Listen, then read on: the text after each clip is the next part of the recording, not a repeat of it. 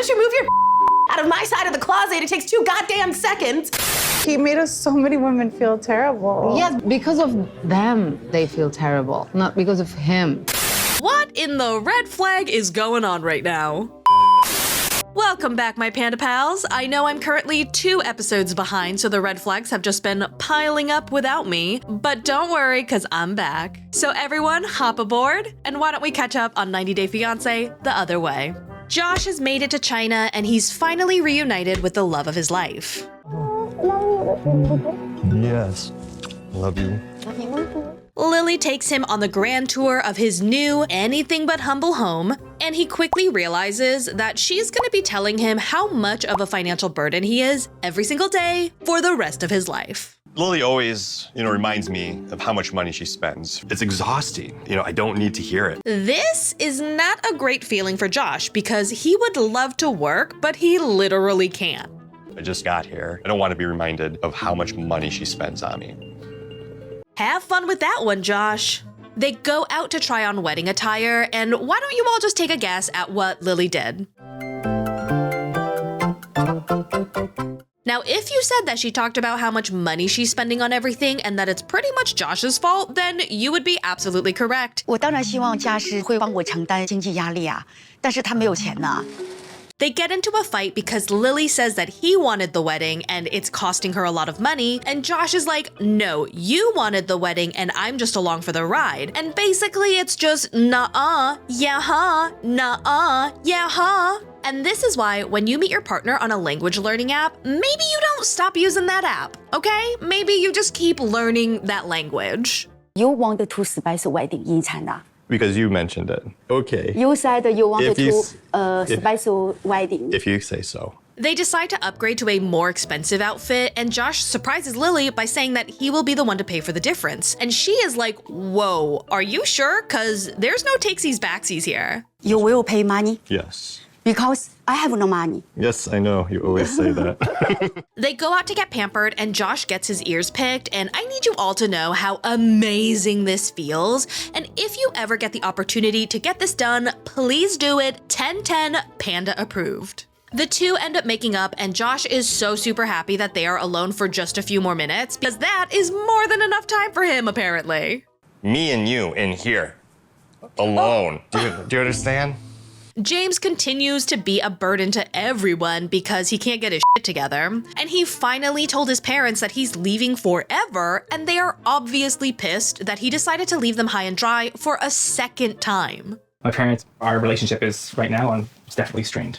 My family, right now, not my biggest fan. Hate to break it to you, baby boy, but no one is.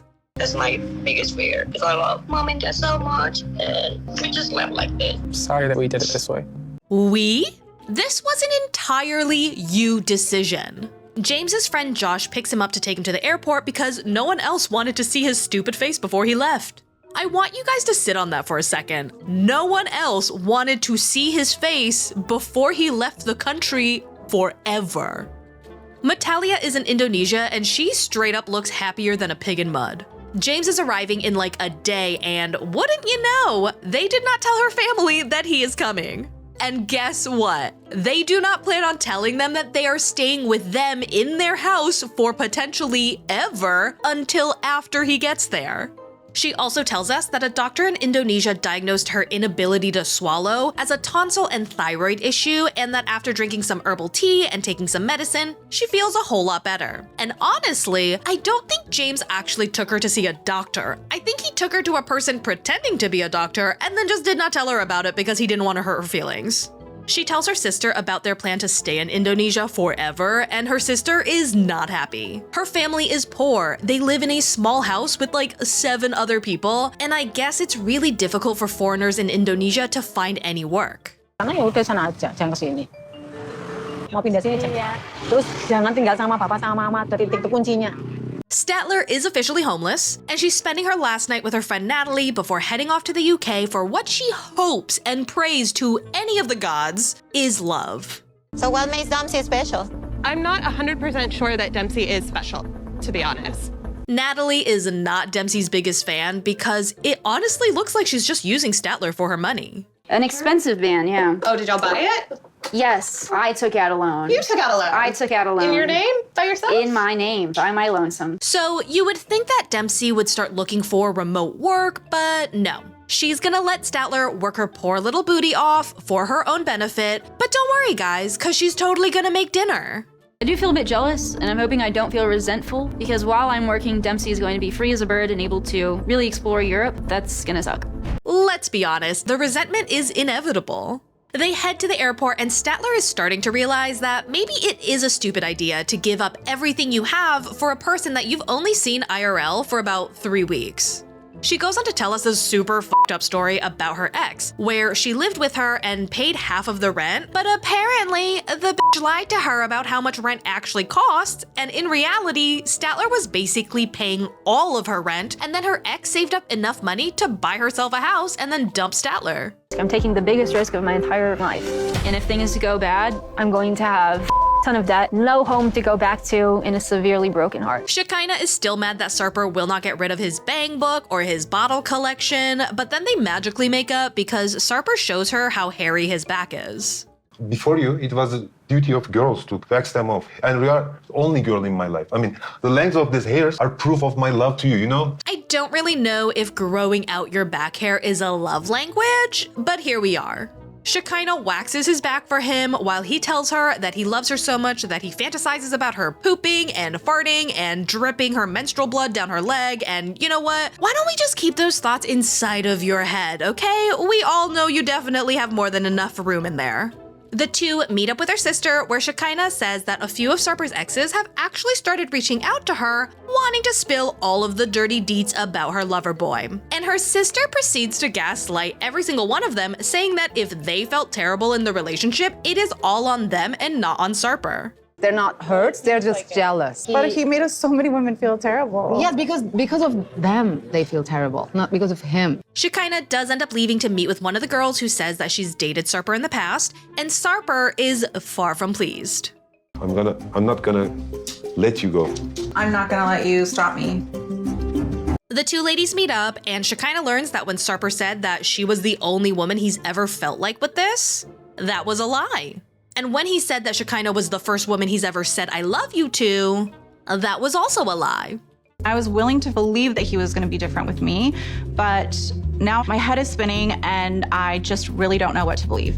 Corona is finally in Iceland. She gave up her life in the States, she left her family and her friends, she left her fur babies, her literal dream, and honestly, it was all worth it, cause look at this warm welcome that her man gives her. Hey, yeah. Thank Here you go. Welcome home. This is giving such bro energy. Like, sir, this is the love of your life who gave up literally everything to be with you. Can we maybe rewind and do that again? But this time, try to make it look like you actually want her to be here. Seeing Ingy for the first time, what I expected was a big romantic gesture, and then what I got was kind of like, lame. I try my best. That was his best, ladies and gentlemen. Can anyone see the bar? After a very quiet drive back where Ingy does not talk to Corona, Corona starts to unpack her things, but she has absolutely nowhere to put anything because he did not clear out his things from her side of the closet. He then has the audacity to ask her how he can help. And bro, move your shit out of the closet. The incompetence is screaming right now. Bitch, why wouldn't you move your out of my side of the closet? It takes 2 goddamn seconds. And that, my Panda Pals, is all I have for you today. Thank you so much for riding this express train to catch up town. If you guys like this video, be sure to do that YouTube shuffle where you subscribe to the channel, you like the video, and you leave a comment down below. A huge shout out to all of my channel members for all of their continued support. I hope to see you guys for the next one, and as always, thanks for not letting me ride this train wreck alone. Bye!